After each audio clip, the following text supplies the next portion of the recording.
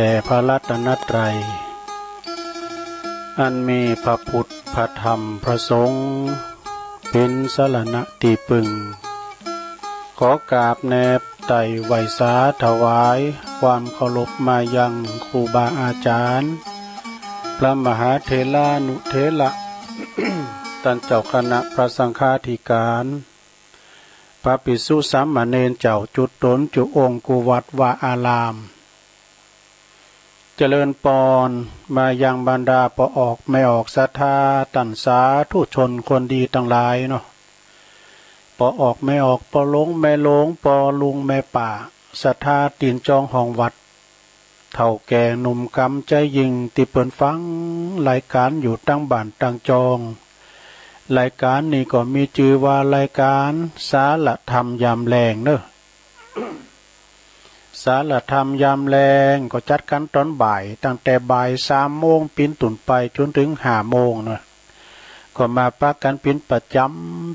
จำยกเว้นวันเสาร์วันติดเนาะวันเสาร์วันติดนี่มีตั้งแต่วันศุกร์ตั้งแต่วันจันทร์ถึงวันศุกร์เนอะซึ่งก็จะดำเนินรายการโดยอาจารย์ท่านพระครูอภิวัฒนวิกรมวันนี้ก็เป็นเวลาของเปิ่นเหมือนกันนะฮะก็ขอแจ้งบอกให้ว่าตัวลุงก็ได้รับชันท่านุมัติบริหารถวายเวลากับตัวลุงเนาะอาจารย์พระครูเปิ่นโทรมาขอตัวลุงแตนกำวานตัวลุงแตนทำแรงหนึ่งนี่นะเพราะว่าวันนี้นี่ตั้งศาลาชังนี่เปิ่นมาเตมาตีมาแปลงตั้งงานลางลินเนี่ยนะมันจะดังบังบิ่งแต่ดังเข่าไม้ตัวแล้วเป็นสมาธิตัวเยอะกะที่แรกก็นัดว่าตอนกินของง่ายเปิดขึ้นมาตอนบ่ายทั้งหมดแต่ก็เลยวานตัวลุงบริหารเวลาไปก่อนเนาะตัวลุงก็ลูกคุ้งพญาอินเนี่ยช่วยเปิ้น แล้วเปิ้นจะมาบริหารเวลาตัวลุงวันพัดเนอะวันพัดนี่เปิ้นจะมาตกมาแตนให้ตัวลุงนี่นะเปิ้นก็เก่งใจตัวลุงเหมือนกันเนี่ยแต่ตัวลุงก็ตึงไปไหนเนาะแบ่งรับแบ่งสู่ก็ได้พี่น้องศรัทธาญาติโยมนี่ก็ได้ช่วยกันนะเนาะ การตัวลุงอู่กำตึกก็แล้วก็เปิดสายอันนี้ไหนศรัทธาญาติโยมทั้งหลายก็ดีอกดีใจที่มาปะกันแถมบ่ายแถมแรงหนึ่งเนาะต้องกราบขอบคุณกับอาจารย์พระครูอภิวัฒนวิกรมด้วยตัวลุงก็มีหยังวันนี้วันศีลก็จะเอาทำตุอุ้ยมาเตดกะเนาะทำตุอุ้ยมาเตดวันนี้เป็นวันศีลด้วยเป็นวันจักรีด้วยวันฉัตรมงคลสุมาเด้อวันฉัตรมงคลโดยเนอวันนี้นะเป็นวันสำคัญโดยตัวลุงก็จะน้อมนำเอาพระธรรมเทศนามรดกธรรมปืนเมืองเนาะพี่น้องเขาก็ตึงไปไหนอยู่กับบ้านกับจองกับหอกับเฮินแดดเนอะศรัทธาญาติโยมทั้งหลายสุมาเตอะมาอยู่ไหนกินไหนผมได้มันหกไปลุนมามันแต่ฮ้อนเนาะศรัทธาแดดเสแลเนอะแดดนี่ก็ตากข้าวพอดนะกันเนี่ยเนาะตากข้าวสมัยก่อนนี่ปิ้นข้าวเปลือกข้าวเม็ดเนี่ยกะเอาสาดข้าวปูก่อนจะมีเต้นเนี่ยเนาะสาดข้าวปูก็ตากข้าวนี่แล้วก็ฟื้นไปเกาปิ้นหานี่การห่มตากแล้วไปสีเนี่ยเจ้าของสีเป็นเดือด มันจะไปปั่นเนี่ยเป็นหูเนาะแดดดีแต่อาจจะเป็นแดดขี้ฝุ่นเนอะศรัทธาญาติโยมเนาะก็มันแดดนี่โธ่แรงมาฝุ่นตกนี่นะมันก่อนนี่มันซักซิดแต่นะเนาะศรัทธาตามสมัยเฮาเป็นน้อยเป็นละอ่อนนะมันคำมันมืดได้เนาะทำคำขึ้นก่อนไฟฟ้าก็มันจะมีเนาะมันฮ้อนโอ้ไหมกะโอนเถ่าประหยัดติดจากกองตีขอฝุ่นก็ตกเต้นะมันก่อนนะได้มันก่อนนี่มันซักซิดแต่ฉะนั้นวันนี้ก็ได้มาตกมาแตนอาจารย์พระครูเนาะเปิ้นบ่สะดวกก็เฮาแตนถ้าเฮาสะดวกก็เปิ้นแตนปุ้นวันพฤหัสแรงวันพัดปุ้นน่ะเปิ้นจะมาแตนตุลุงนะสดเชยเวลาเฮ้ยหรอกนะอันนั้นก็อดใจฟังไปก่อนเด้อจะมนจากงานเหมือนตุนฉบับเหมือนเจ้าของรายการเปิ้นนี่ก็มนก็อาศัยพอออกศรัทธานี่ก็ช่วยกันเนาะปลายรายการก็จะได้เปิดสายศรัทธา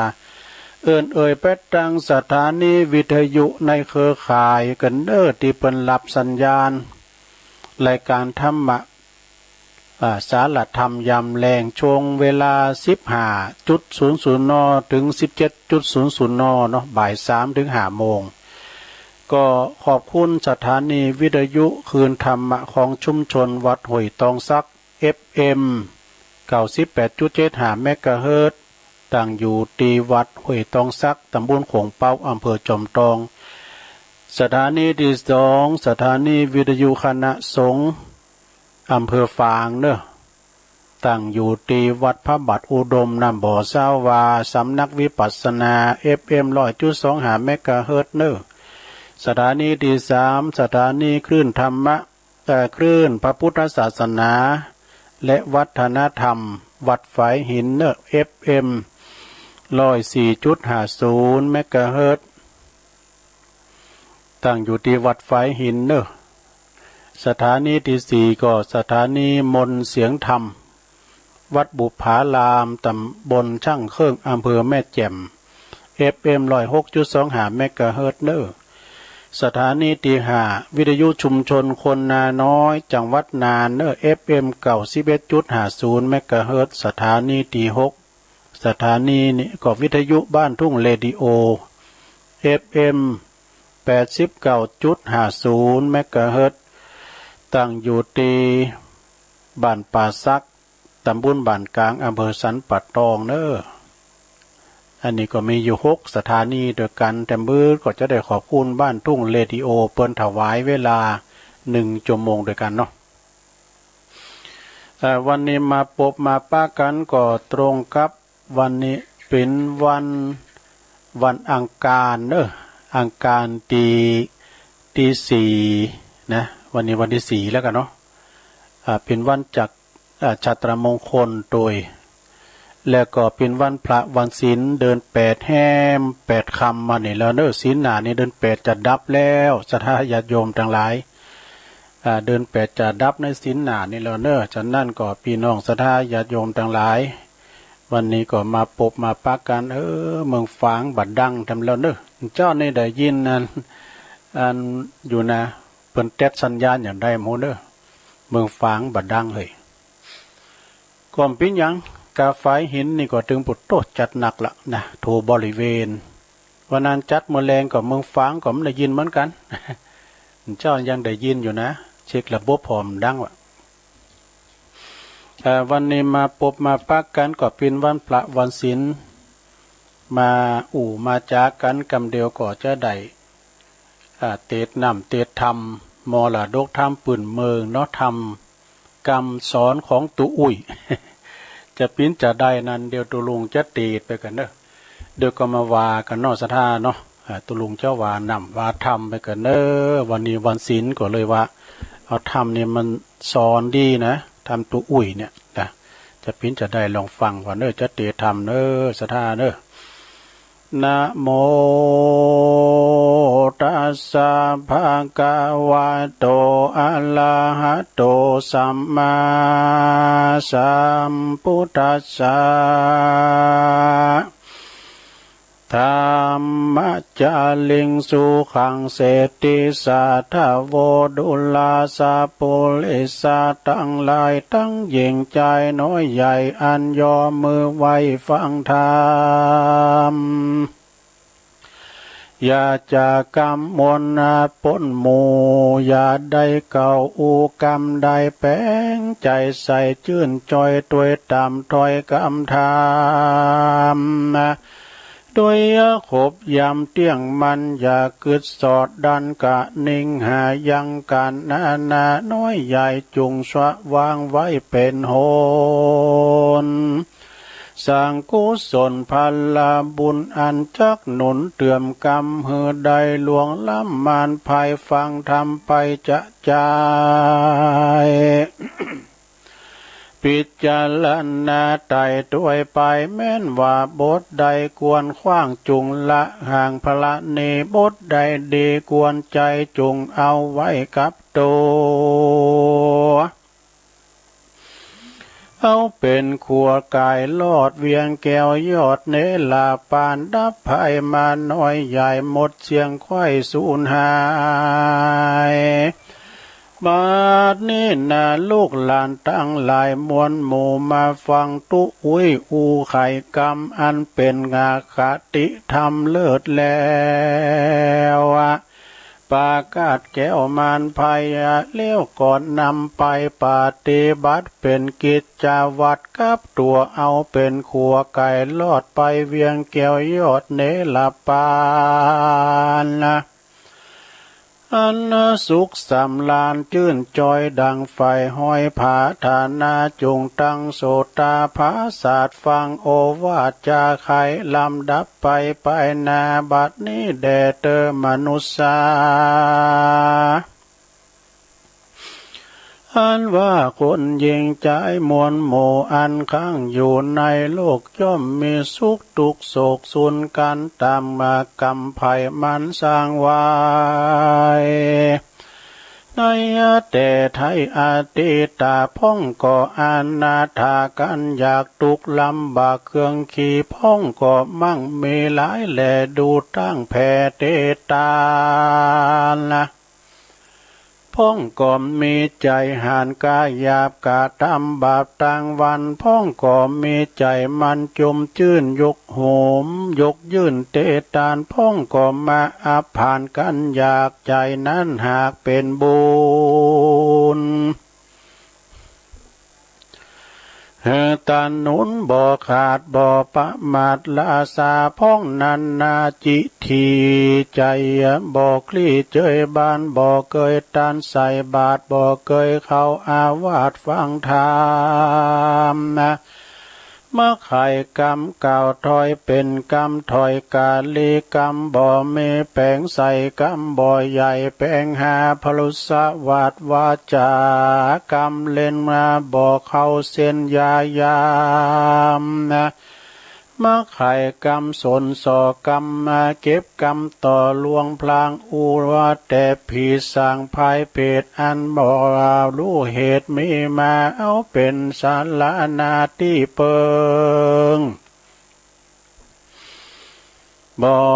อาศัยเสิงแก้วเจ้าสามปาการเปิ้นจวนกันไปถือศีลกินทานสะก่อสร้างเปิ้นจวนไปถือศีลกินทานก่อสร้างก็มีแต่อ้างว่าข้ามีการจุ้มลูกหลานอย่างน้อยป้อยไปลู่ถอยขี่ยาพ่อแม่เขาเอามาฝากไว้ย้อนการน้อยใหญ่เขามีกันว่าอันการหือตานรักษาศีลสีนั่นลาวเอาไว้ยำแก่เท่าวันลุนจักกะตำบุญใส่บาทเขาอาวาสฟังธรรมมันจากกรรมกล่าวอ้างบ่หอนสร้างบุญได้กันว่าตายไปมลานาฏลาลวดวิทย์ขาดกองดีบุญบ่มีสร้างไว้ลวดบ่ได้สุขบานพ่องก็เป็นนานเป็นน้อยมาก่อนเปิ้นจวนไปสู่บ่อนวัดว่ามันซ้ำมาจะบอกว่าข้าก้ายก็ย้อนข้าเบื่อหน่ายนั่นข้าจึงสิกมาอันนี้ก็เต้าว่ากับเหยียบย่ำศาสนาตัวเก่าฮือมนเศร้าหายสูญสั่งงามบอกกึดถึงบุญคุณแต่ก่อนเมื่ออยู่บ่อนอารามอาสนะงามเต้นแก้วเกยนั่งแล้วลานเนอุปมาเมนั้นเราดังจ้างเท่าไปสารอยู่ดงดานนาป่าไม้ย่ำงวงตัวเก่าไว้จนตายสังบ่ละอายต่อบาปอันกายหยาบสันดานกันเปิ้นมีงานนั้นเราก็มาเยียใส่เราตาปังอูเสียงดังโงนเต้นหกยนขึ้นบานล่องบานละว่าข้าบอดซาตานกลัวภัยตาตายไปพับไข่หันเปิ้นยากไล่ก็มาดูถูกดูแควน เจ้าบ้านก็มาใกล้แก่แหนงนายไผ่ก็มาใกล้บ่คุณนาแม่นแต่เด็กขาอ่อนน้อยเขาก็มาห่อนบ่คบยำละกำเกงทำตัวเป็นนักเลงสอกกอกกันว่าหันสาวน้อยก็มาเยาะมาหยอกเป็นเจิงเป็นลายมีลูกหลานหลายเต็มจองเต็มบ้านแต่มีแต่คนเล่าตานินตาบ่เกิดหาตัวเก่าอันแก่เท่ารวยแรงปั่นดำปั่นแดงน้อยใหญ่หยาดยายไข่เต็มตัวผมยังหัวกอมมางอเขียวฟันออกกลางยานะพี่สุสานป่าจ้ายายหยาดนากองหันไข่หัวใสสะสาวเนื้อหนังหาวยุ่นย่อเป็นบ่เป็นดีพอก้อยแย่งกันกำตัวแรงมาลอดตายม้วยมอดเป็นผีบ่ได้ทำดีสักหยาดป้อยมาวิทย์ขาดการบุญกรรมเก่าหนุนตบสายหือได้ตกไล่เครื่องขี่ตกอาเวจีตำตายจากโพ้นใดนั้นยากย้อนวีบาเคขาเหตุนั้นนาสัทธาต่างหลายมวลหมู่ยาได้นับอยู่นับกินจงอาจินไปใจอากาศดำดีไว้บ่ขาดบ่ประมาทกาจะไปตกกับบายาได้ประมาทลาชามันซ้ำเก่ารีบคงควายหาก่อสร้างอย่าได้ห่างศีลธรรมอย่าได้กาตามกรรมตั้งบาปอันตนเอาตนหาบตั้งบุญนั่นจักหนุนส่งอยู่ได้อยู่สวัสดีบ่ได้เสียที่ชาติเกิดเอากำเนิดเป็นคนบ่มีภัยเอาตนอยู่กำฟ้า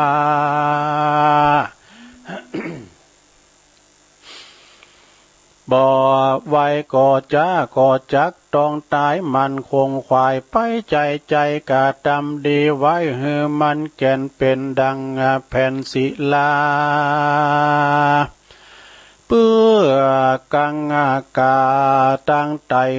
บ่ไปสู่นรกใหญ่อาบายเหตุนั้นควรทำความดีสร้างก่อเป็นเขาหอกินตังไปนา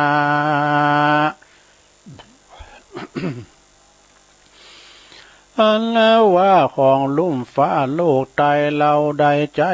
เมื่อมีชีวิตการตายไปเป็นผีมวยมอดก่อนลาตอดเอาไว้ในโลกไตสงสารลูกหลานหนุ่มตะวันได้เป็นเจ้าแต้นไปบาปบุญได้สร้างได้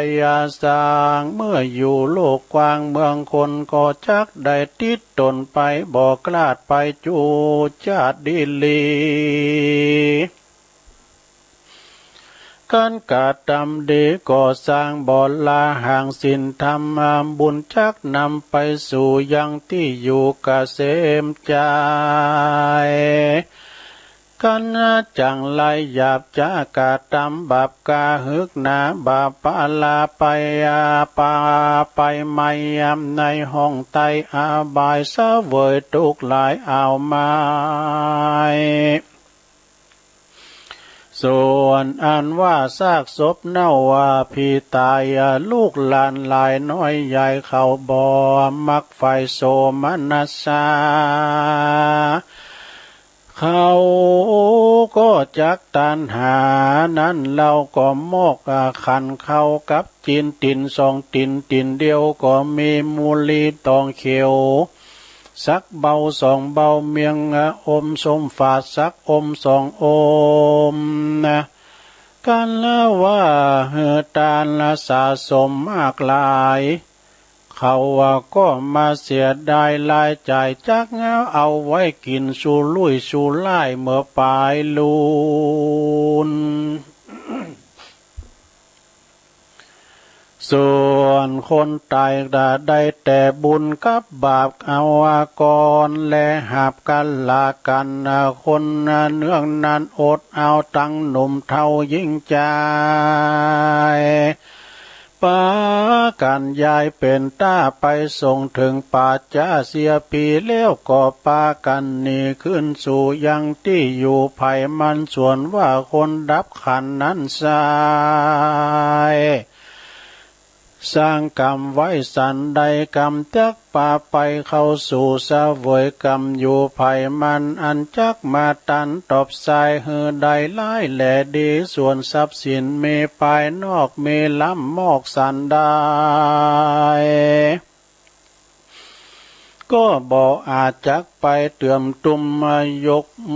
ปายกกลาภาคหือใดพ้นจากทางวายต้านต่างลายมวลโมจงพลัมรู้ตามธรรมและว่าเงินและคำนั้นใส่อันมีในโลกไตเมืองโคน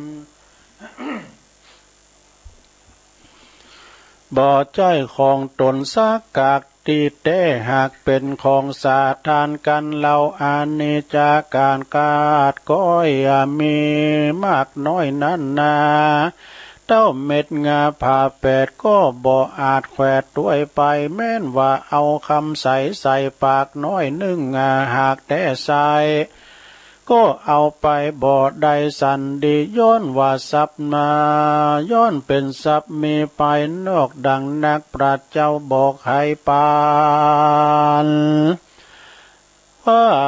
กันดับขันกาภาคตายละจากเมืองคนบ่อาจดลช่วยกรรมได้ลวงล้ำมันภัยส่วนทรัพย์ภายในนั้นใส่จักป่าได้สดสาดีกันละตากันใดหนีกลาภาคตายละจากเมืองคนก็จักใดเอาตนไปเกิดจันฟ้าเลิศเนลปานจงมีสินและตานภาวนาไปใจเป็นทรัพย์มากุลใหญ่ภายในท่านต่างหลายมวลหมู่จุงปลำลู่ตามแดดดูลาลูกหลานน้อยใหญ่อันมักไฟต่างสุขพ้นจากทุกนาจงจักงานดาฟังที่ก็จักจี้ไขอาการถึงคนสงสารลางพ่องบ่คือส่องยาวกายเต้ามีใจกาหยาบกาทำบาปนาต่างวัดว่าก็บ่เคยเข้าทุกคำเจ้าเมามัวเมาแยกการตัวเก่าบ่ขาดบ่เคยใส่บาตรฟังธรรมศีลจองศีลองค์คำกุญใหญ่ก็บ่เคยรักษาบุญบ่อนจักสร้างวิทย์ลวดวิทย์ว่างต่างกุศลเมื่อตกตาจนเอาไม่เจ็บป่วยใครมาแฝงเปียทีแรงพยาธิเข้ามาปาดอินทรีโมไหนมีไก่ยาไปไข้จูบานหมอปอขี้ข้านจักยาบอกเคยแควนบอกเคยแควนมาแต่เราซ้ำมันนักกว่าเก่าเหลือลายดาจักตายมวยมั่งบ่กึดลอดถึงบุญก็มากึดลอดถึงบุญหวังจักหนุนช่วยกรรมใดลวงล้ำมานภายซ้ำบ่มีอันใดช่วยกรรมตนเจ็บป่วยลวดว่าซ้ำบ่มีอันใดกรรมช่วยตัวตน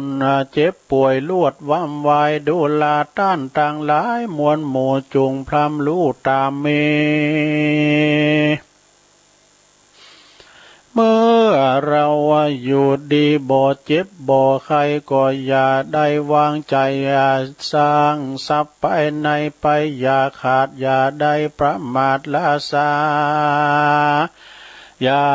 เกิดว่าเราลายังหนุ่มสีนาจุ่มมีแรงขันกำตัวแข่งอันใหญ่มาลอดควายยามได้ตายไปมวยมั่งลวดบอดได้สร้างตั้งดีตายเป็นปีศาจศพซากวิญญาณหากป้าไปบ่มีอันใดได้เพิ่งหวังจักใดซึ่งยังบุญกุศลมาบันดลช่วยกรรมก็มายากล้ำหนักหนาเพราะว่าเราลาเพราะว่าตนเล่าลานิสัยบ่ได้สร้างสับไปในไว้แต่ก่อนยามเมื่ออยู่บ่อนเมืองโคนนะ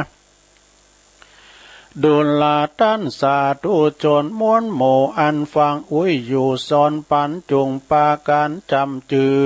เอาอย่าได้หือสูญหายยามมันคงควายก่อสร้างแต่ตาตั้งดีสินธรรมเมพระเจ้าจุงไตเต้าปฏิบัติตามจักสมความงามไฟห้อยบอกกากาดก้อยไกลกลาขอสัตตามวลหมู่จงได้อยู่สวัสสดีอายุมีเตี้ยงเต้า120 ขวบเขาวาสาแดเตอเนติตังขียาสังวันนาวิเศษจะห้องเหตุคำสอนของอุ้ยก็บางกลมสมเรสเด็จแล้วเท่านี้ก่อนแลสาธุสาธุสาธุจบลงไปลงรับไปแล้วก็ปีนทำคำสอนของตัวอุ้ยทำกล่อมนะสะดาเด้อทำตัวอุ้ยโอ้เป็นสอนดีนะเป็นน้ำทำคำสอนทางนั้นสดาญาโยมทั้งหลายเป็นมอหลาดกธรรมเนอะก็กินต้านกันไปใจเนาะติงติละใดก็ละที่มันล้ำใดก็เลี้ยวแต่ไผแต่มันเวละมานีเปิ้นจะห้ามดอกเปิ้นหืนละคือเว้นเฮาห้ามได้เฮาละใดมันใดก็เรื่องของเฮาเนาะกินไปตานไปก็ขออนุโมทนาเด้อกับศรัทธาที่เปิ้นฟังกันอยู่แล้วกำเดียวตอนบ่ายตอนนั้นชั่วโมงที่2ก็เอามาอยู่เนาะเป็นถ้ำเหมือนกันก็แฮะเดี๋ยวได้สอบพอกันเด้อนำทำคำสอนเนี่ยมันมีหนักนะสดาญาโยมอันแม่หลวงคนหนึ่งเปิ้นว่าตู้มันต้องเอาหยังไหนมาเอาทำก่อมนั้นมาเตดมันถึงโมนแล้วไอ้ดูทำหาเตดโมนกะจำเตอตัวลุงนี่กะมันกุมาก็ต้องเอานั้นมาเสริมหน่อยนี่มาเสริมหน่อยนะสดาเนาะก็มาตกมาแตนเปิ้นสดาญาโยมทั้งหลายเนาะฟังแก่งอมแก่เงากันเฮาก็ถึงไปไหนตุก็ถึงไปไหนศรัทธาก็ถึงไปไหนปินน้ำจิตน้ำใจเนาะฟังกันแก่งอมแก่เงากันไปลงฟังกันแก่งอมแก่เงากันไปยุคนี้สมัยนี้เนาะแต่เจ้าก็ขอขอบคุณทางปบุญธรรมชัยกาศเนาะเปิ้นโทรมาก่อนนะโอ้จะได้ท่าฟังเนอะตะลุงนี่นะปบุญธรรมนี่ก็เปิ้นก็เป็นปูชนียบุคคลสายตั้งดันไตเนาะ ลูกศิษย์ของครูบาข่ายเนอะนี่นะแต่ว่าวันศีลนี่เนี่ยเปิ้นจะปิ้นจานดูปิ้นจานตั้งปุ้นตั้งมหาวิษณุจารุธรรมโม มีอย่างนี้เปิ้นก็แท็กมาเหมือนกันแหละขอบคุณปบุญธรรมชัยกาศขอบคุณตุปีสมเพชรโดยตุปีสมเพชรปัญญาโนเจ้าเปิ้นก็โทรเข้ามาเปิ้นบอกว่าจะส่งทำไปเมื่อแรง3 โมงนี่เนอะตุลุงนี่นะเปิ้นทำกล่อมเปิ้นมีเปิ้นก็จะส่งมาเนี่ยเผยแผ่สัจธรรมเปิ้นจะเอามาตุลุงเตศให้ศรัทธาได้ฟังกันเนี่ยกะนะเสียดายกันเปิ้นอยู่ไกลจะเอาเปิ้นมาเทศนะโตอันนี้เปิ้นเป็นนักเทศนะ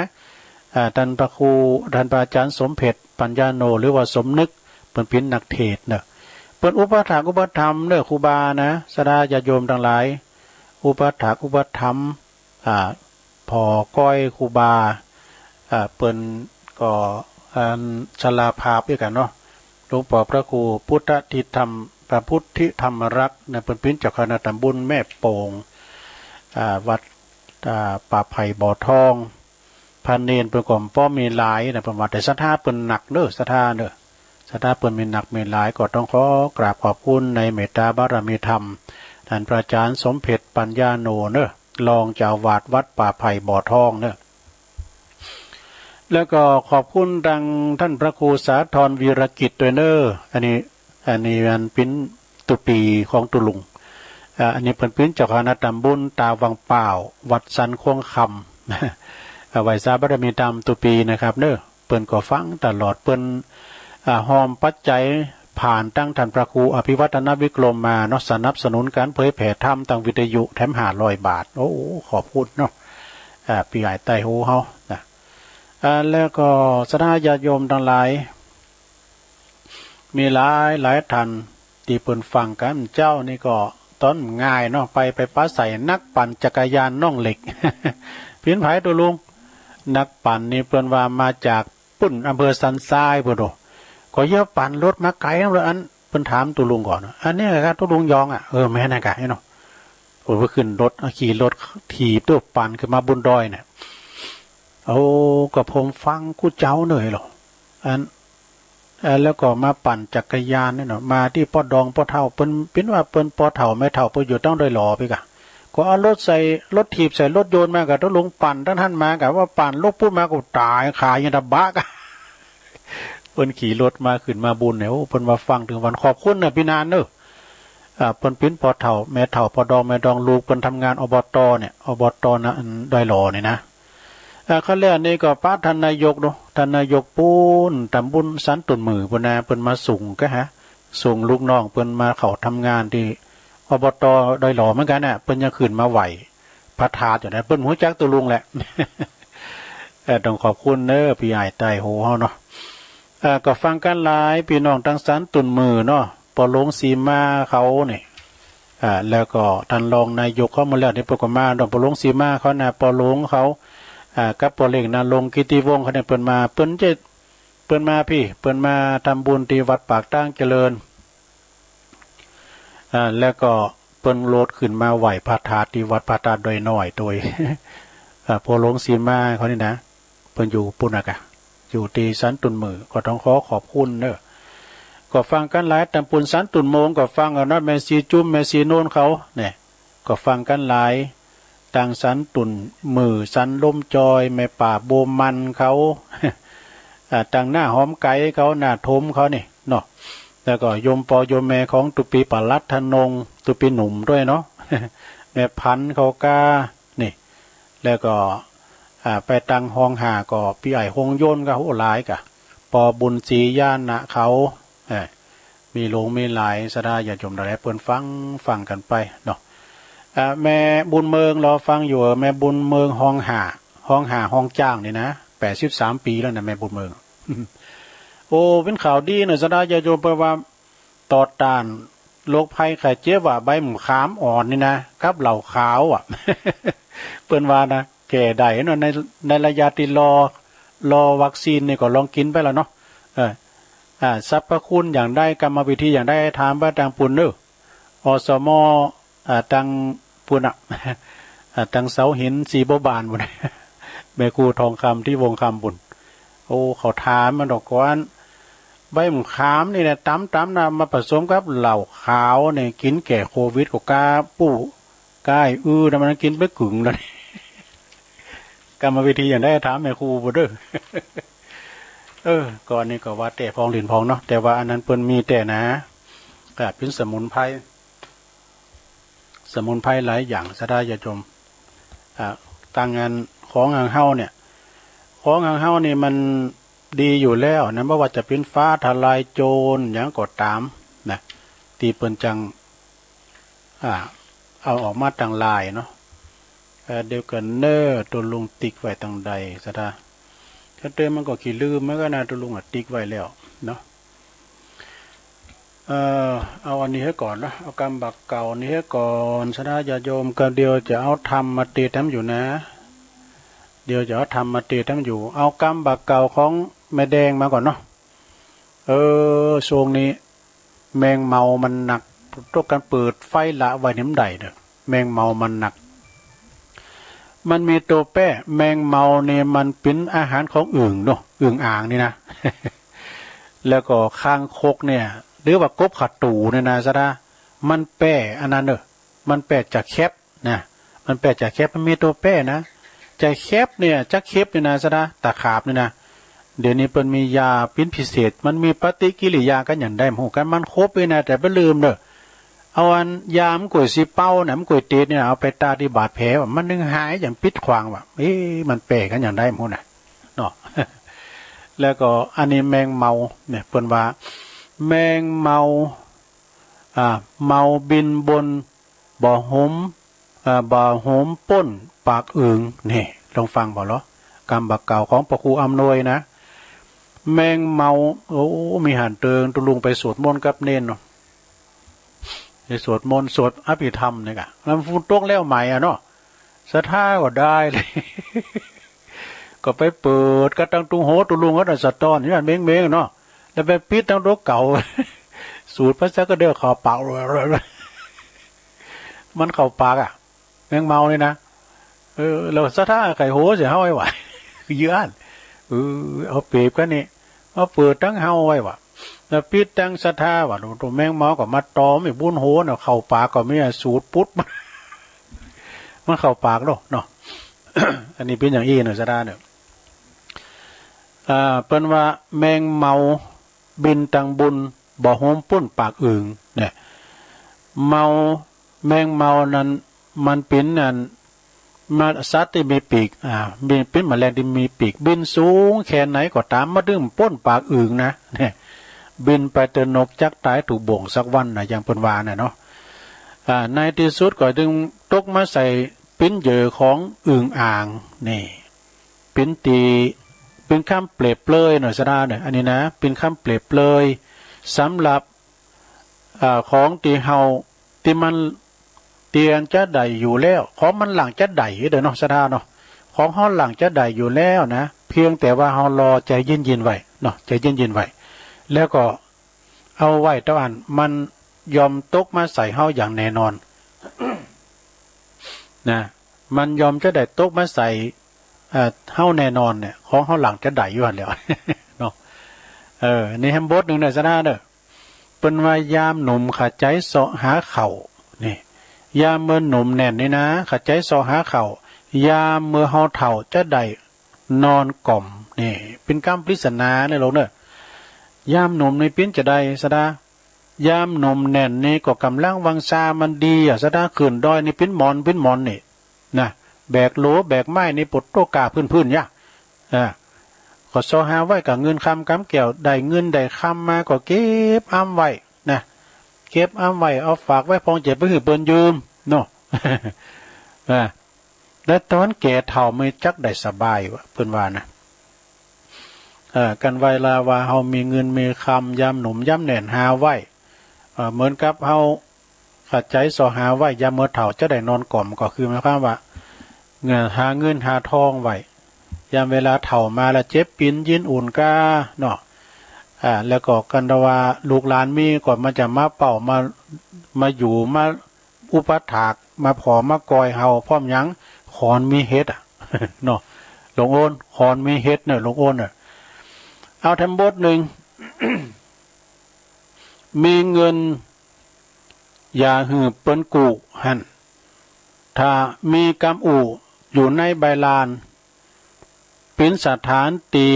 ว่างเปล่าคนบักเก่าเล่าไว้เป็นจะคือลองฟังมาแล้วหลงมีเงินแปลว่ามีเงินเอาออกหือเปิ้นกูเปิ้นยืมมีความหมายแต่ว่า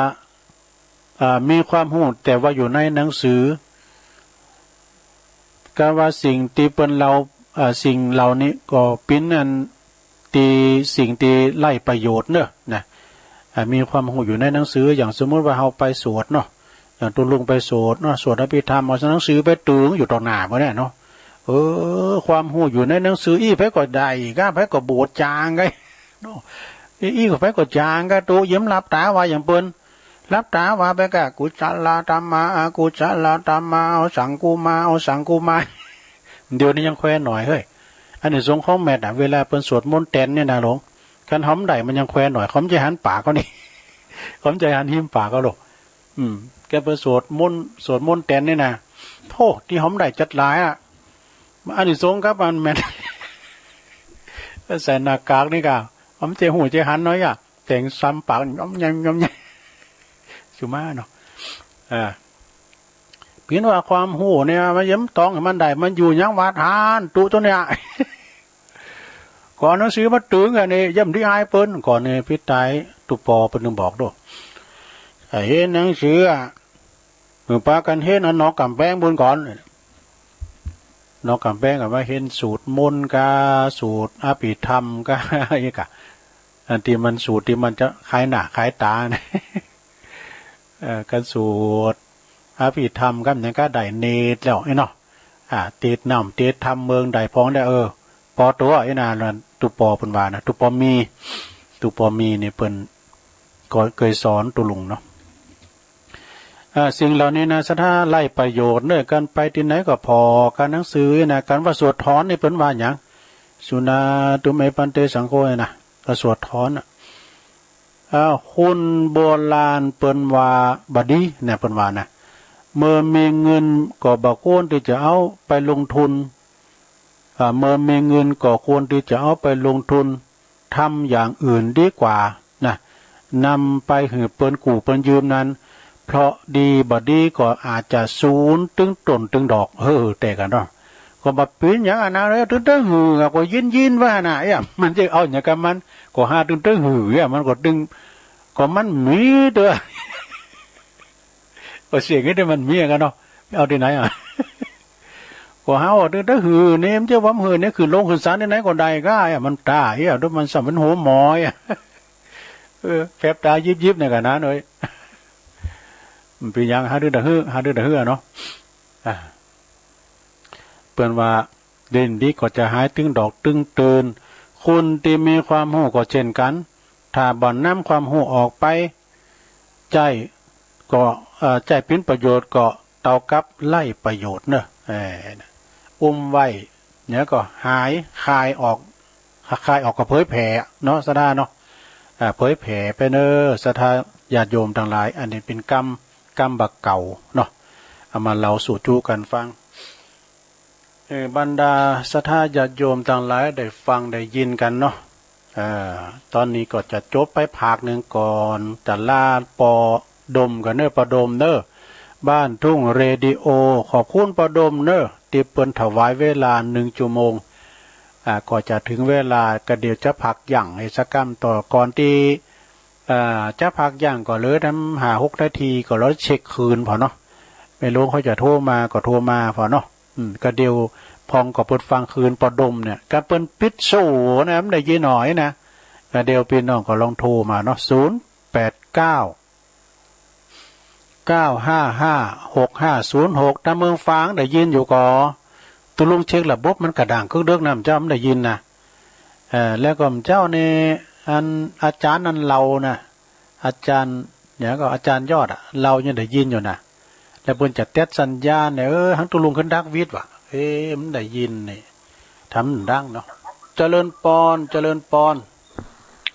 ไหวสาเจ้าแม่จันโอ้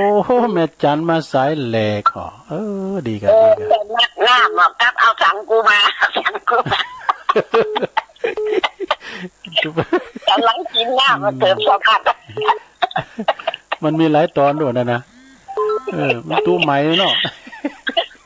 แล้วเพลงก็เหมือนว่าถึงดังเฮาว่าของมันก็มันดีกับใส่แมสเนี่ยเดี๋ยวนี้เปิ้นได้ร้อยเฮาสู่ทั้งไปก็ได้ร้อยเต้าเปิ้นนั่นหน่อยฟังตื่นลืมว่ามันในวันนี้ไข่โอโคทาด้วยวิธีนี่ตลกแต่นั่นขอบคุณแม่จันนะแม่จันเลือดใสหน่อไม้เงาอยู่กับบ้านได้ยินตูลุงก็เป็นนี่ไข่โอนั่นก็อยู่บ้านเนาะคือเฮาตึงไปไหนเนี่ยอยู่หออยู่เพิ่นก็เงาแต่ว่าท่านพระครูเปิ้นจะสดเชยเหอะวันพักเปิ้นจะสดเชยวันนี้เปิ้นมาลื้อกันเนี่ยลิ้นน่ะมันดังบ้างบิ้งเปิ้นเป็นสมาธิแหละนะ แล้วมันจะดั้งเข่าไม้เปิดเลยตุลุงเตนไปก่อนอ้าวเจริญปอนกราบไหว้สาครับสุลุงมึงฟังได้ยินอยู่เนาะครับได้ยินครับสุลุงฮ้อนก็ฮ้อนเหมือนกันเนอะโอ้ดูพุ่นเขาขัดคอเนี่ยฮ้อนขนาดก็นั่นน่ะอยู่ในห้องส่งเนี่ยมันจะฮือเนาะถ้ามันนี้มันจะนี้เนาะมันนี้ซะเนาะก็ได้ฮือนี่นะเอ้ยไปเอาอย่างนั้นมันเหมือนนี้จ้ะถ้ามันนี้ที่จะนี้มันนี้เด้ออ่ะเอาอย่างนั้นได้แต่จะลุงอยู่เนอะโอ้ขอบคุณปอหน่อยเด้อไม่สางครับผมคนนี้ว่ามันได้ยินก็เจ้าเช็คระบบมันกระด่างนะขอบคุณเด้อตุบีจำเริญเนาะ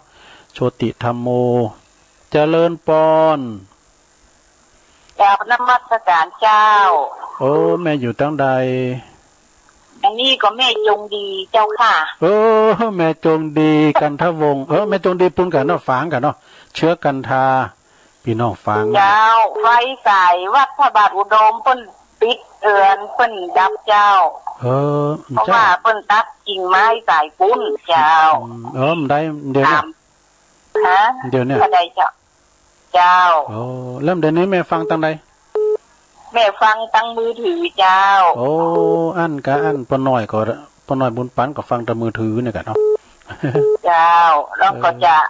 ประมาณ4 โมงป่ายถ้าจะมาแล้วเจ้าอ๋อปิ้นยังเพราะว่า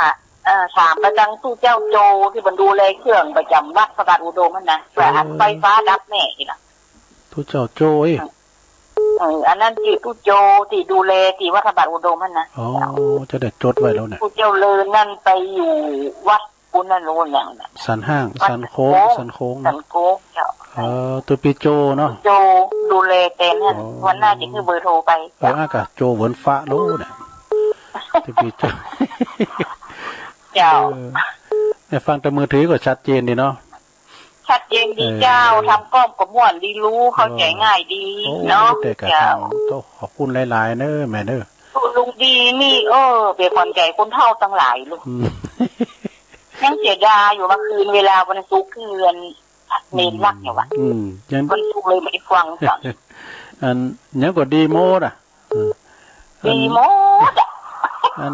ลำไยกูนไป3 ตุ่นดีกายดีกาเป็นเสาลักอยู่หันนักเฝ้าเสานะไอ้บ่มากดเตนขอบคุณแม่นักถึงหวานดีโมดยังก็ดีไปพร้อมดีไปพร้อมพี่น้องเมืองฝางก็อู้ถึงเนาะแม่นะเมืองฝางแม่จงดีกว่าดีแต่ขอบคุณเนอะสาธุครับพระการเจ้าแม่จงดีเชื้อกันทาอีแม่เป็นคนเปล่านะตุ๊ไอ้ดอก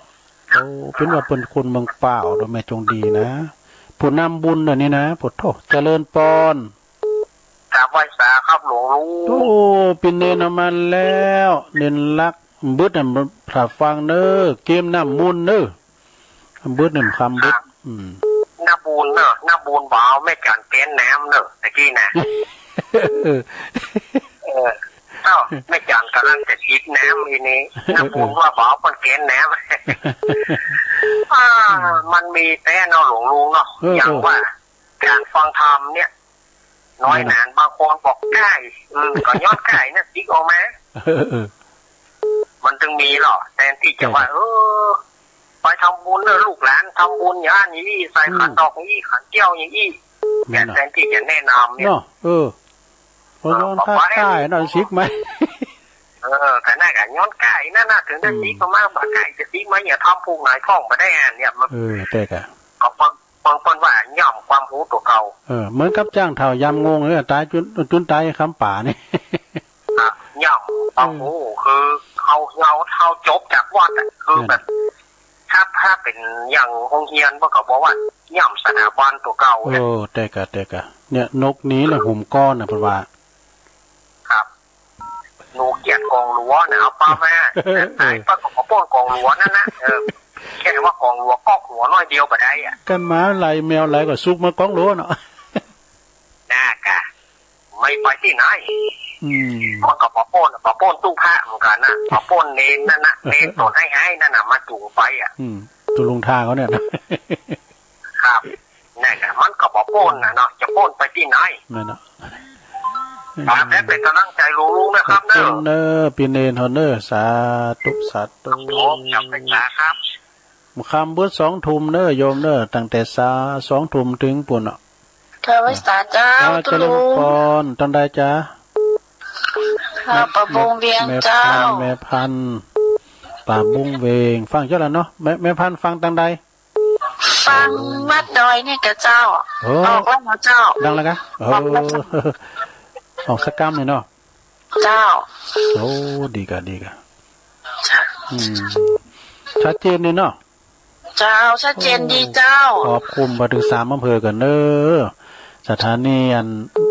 วัดพระบาทอุดมเลยนะดังชัดเจนดีเจ้าชัดเจนเลยดีแล้วเจ้าขอบคุณแม่พันหลายๆเนอเป็นกำลังใจลุงเนอเจ้าไว้สาเจ้าก็เดี๋ยวก่อนแม่พลอยเขาจะโทรมาแล้วกันเจ้าแม่พลอยเขากล้าเนี่ยตั้งเมืองฝางเจริญปอนไว้สาธุลุงโอ้ปบุญธรรมก็เจ้าบุญแล้วขวัญกันเนี่ยจะลุงคุณรับฟังนะเราควรไปได้ลุงหนึ่งลุงเราคนต้องใครหัวหำแล้วเนี่ยเว้ยผมไปไหนกันลุงเนาะอยู่กับบ้านกันกับเจ้าเนี่ยป่ะมีลุงคนนี้นักแกเนี่ยเว้ย